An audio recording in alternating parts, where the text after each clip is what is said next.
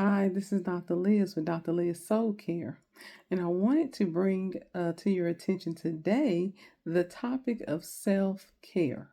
Self care is, I always say, mental health care, and also self care, self love. We're in the month of February, and of course, we think about Valentine's Day and roses and love. Think about giving to a significant other, and we also think about self care, taking care of ourselves, loving ourselves. It's also Black History Month, right? It's in February. And another thing when you think about self is identity. Our identity. What do we identify as? Who do we identify as? But for this specific thing, self love, identifying that what are the characteristics about ourselves that we love?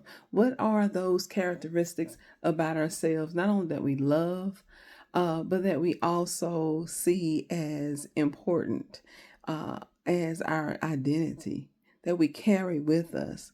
Sometimes the reason that why our self-care and our self-love is deficient is because of our identity. Now, like I said, this is Black History Month. And so when we think about identity, we identify with our race, we identify with our ethnicity when it comes to Black history or when it comes to cultural dynamics. And so other than like gender, that's one of the other foundational things that comes either before or after our gender, and that is that our race, our ethnicity. And sometimes, especially as African Americans, sometimes how we identify is based on how we are perceived and or how we perceive ourselves as a subculture, as a culture overall. So it's a very important thing. So think about that. If you're having struggles, and sometimes we struggle with our identity, I'm a medium hued African American.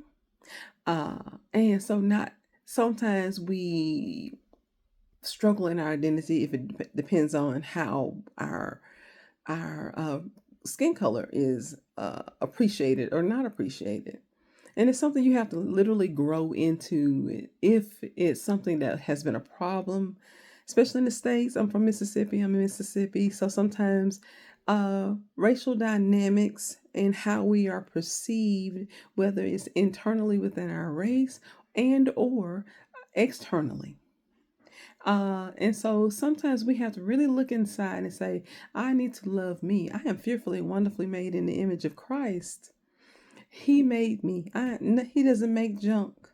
And so being able to embrace and love ourselves is so important.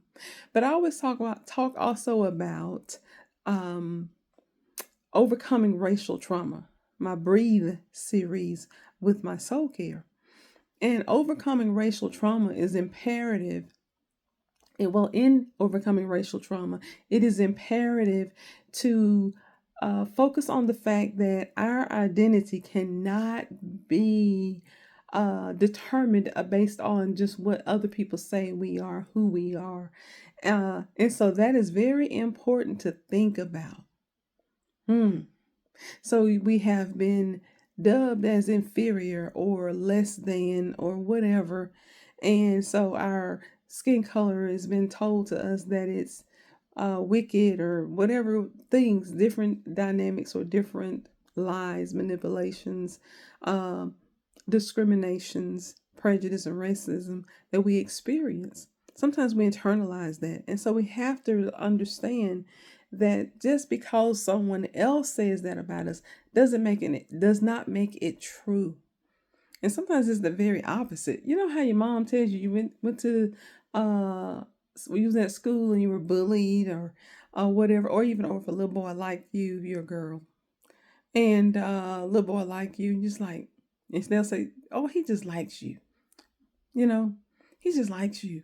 Uh, so we like that's a how can somebody like me and want to hit me or pull my hair, right? And tease you and mess with you. So it's interesting how we internalize or how we're treated based on our identity or how we identify ourselves or how we show either love or hatred for someone. So, how do we love ourselves? Do we pull our own hair? Do we hurt ourselves if we love ourselves? So there's something to think about. Another dynamic that I wanted to think of, that I wanted to introduce, and then I'm gonna pull this all together. So another dynamic that I want to introduce is, you know how you could be in a abusive or unhealthy or negative or toxic relationship, and you're with someone and they're saying negative things to you, right? They're saying the opposite of who you identify yourselves at or that would be beneficial for you. So you're stupid, you're ugly, you're this, you're that, you're fat, you're too this, you're too that, you're too dark, you're too light, whatever the thing is. Um, as much as if you're in that relationship for a long period of time, as much as you try to fight against it and say, I'm not that, whether it's from a family of origin, siblings or aunts or uncles or cousins or parents or whatever, or if it's some supposedly significant other, insignificant other, or if it's some frenemy or whatever, or boss or coworker, the lies continue. But as we experience that thing, that continual emotional and verbal abusive manipulative lie, as much as you try not to internalize that as part of your identity, unfortunately a lot of that seeps in and stays, and we do internalize that. We do make that a part of our identity, and the problem with that is that carries over into how we love ourselves. They're not treating me well. They're doing this. They're being mean to me. They're saying all these negative things. Well, maybe it's true. Well, maybe I am this. Maybe I am to this. Maybe I am that. Unfortunately, now let's bring all that together. Let's put all that in context. So, if all of these different dynamics, different areas where people can speak into our lives and tell us we're this or we're not that, uh, that seeps in, that is going to affect how we feel about ourselves. That is going to seep in. And so that may be the reason why we're not operating in self-care and self-love the way we should. And it's time to start loving ourselves. So that's why it's so important to do a little work to heal from the lies of the enemy, to detach from those detached. Wait, oh, okay, that's the scissors. Do, do, do. Sever the connection from the lies of the enemy, whether it's from people, family of origin, from racism, whatever the isms are. Got to separate from it so that you can start loving yourself, loving who you are, the full identity of your gender, the full identity of your race, your ethnicity, the full identity of your socioeconomic background. I can either sit there and say I'm embarrassed from coming from poverty, or just praising God that I made it through it, and that I might be going through it, but I'm going through to get to the other side. It's more important to celebrate how God is blessing you and bringing you out rather than trying to avoid or pretend we're not going through it. So much more power in our testimony, because we're going to get to the other side.